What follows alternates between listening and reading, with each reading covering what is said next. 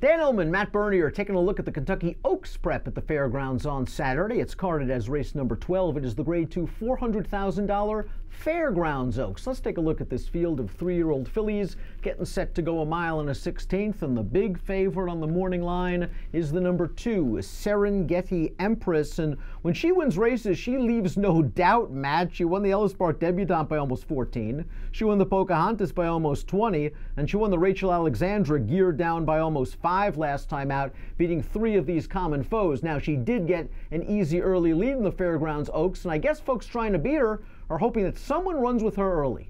Well, that's just it, because if no one does, you might have a replica of that Rachel Alexandra. And to be frank, I don't know how much you're going to learn about Serengeti Empress here if no one goes with her, or no, if somebody doesn't go with her. The big thing to me is she is proven on the front end. We know what she can do when she's allowed to get out there and dictate terms.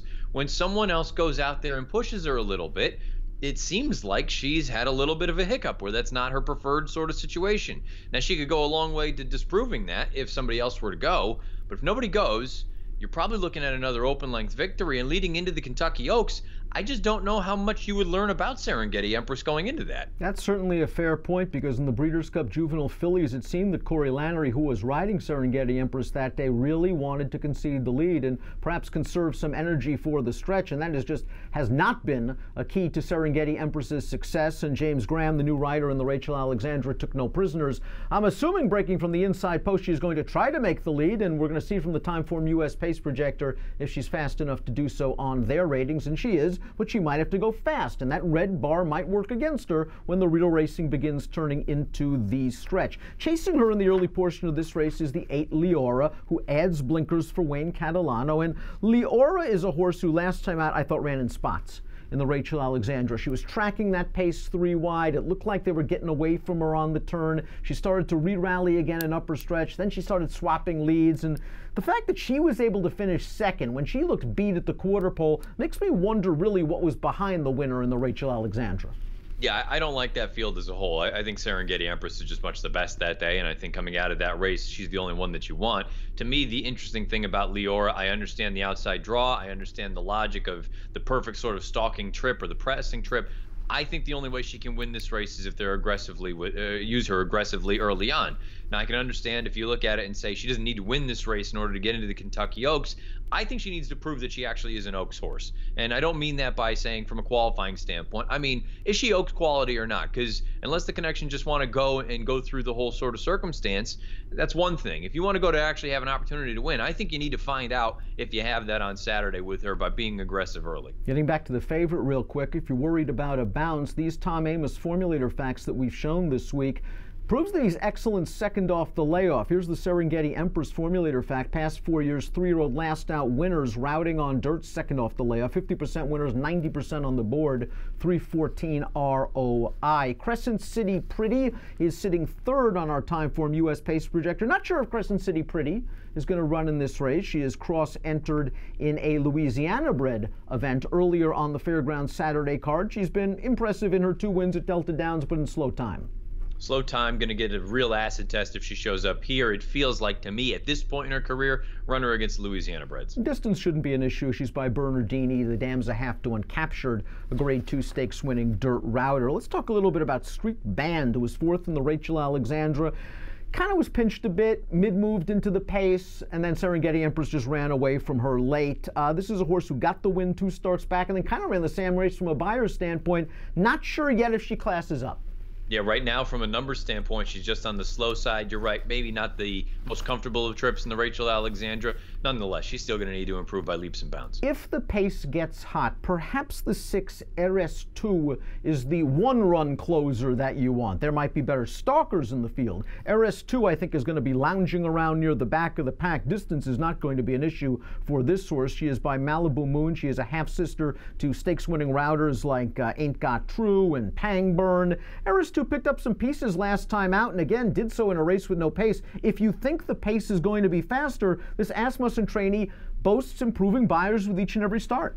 If she continues to improve incrementally, she's the kind of horse, though, that I do look at, even if you think the pace is going to be on the faster side. And if Leora doesn't go, or if nobody else goes with Serengeti Empress early. It may be fast, but it may be uncontested, and that's not going to help this horse's cause. I still feel like if you're going to use Eras 2, it's underneath. Sweet Diane's one of those stalkers I mentioned. Blew a big lead going one turn in the Hut Stakes, 2 starts back. Thought she ran well that day. Maybe Jose moved a little bit early when second best.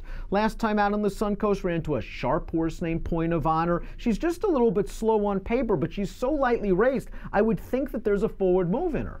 Yeah, especially second off the layoff. It wouldn't surprise me at all if she did improve here. Now, the question is, does she improve enough to really be viewed as a contender in a spot like this? Or is this the kind of race that, again, kind of sets her up for something else down the road? Calumet Farm taking a shot on the dirt with the #1 Speedette, who just went gate to wire on the lawn at Santa Anita. She has raced twice on dirt previously, off the board both times, but in her most recent dirt start, way back in October, tough field.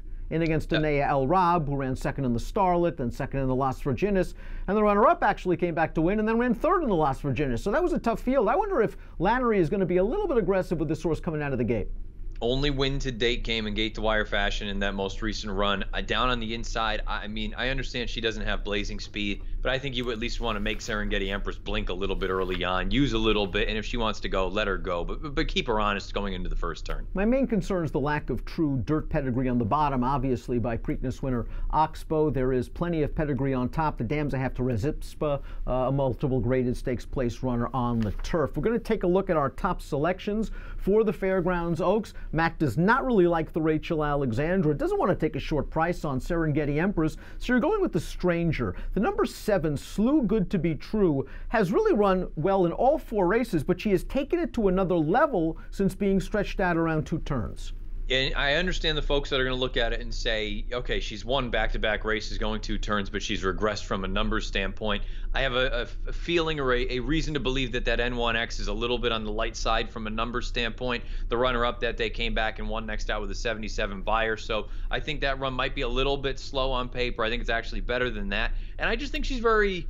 Put it this way, I think she has upside. I think she has potential, where for the most part, everybody else in here, with the exception of Serengeti Empress, I kind of feel like I know what we're dealing with here. With a filly like Slew Good to Be True, she ran in spots. I think she's a little bit green when she hit the front most recently. Her ears went up just before the wire, but she still did it relatively comfortably. I think she faces better horses now, and we'll find out. This is an acid test, no question about it, but again, Serengeti Empress, she's the most likely winner by a long shot. I just wonder if somebody else is intent on going with her. How does she react? I can certainly see Flo working out a beautiful trip with this horse, sitting 3rd or 4th on the outside while in the clear. And the question is, how much starch will Leora attempt to take out of Serengeti Empress? Because if Leora keeps Serengeti Empress occupied in a little bit of an early battle at the 5/16 pole, and if Slew Good to Be True is still there at the quarter pole, now it becomes a dogfight. Horse with some upsides, the 7, Slew Good to Be True. Give me numbers.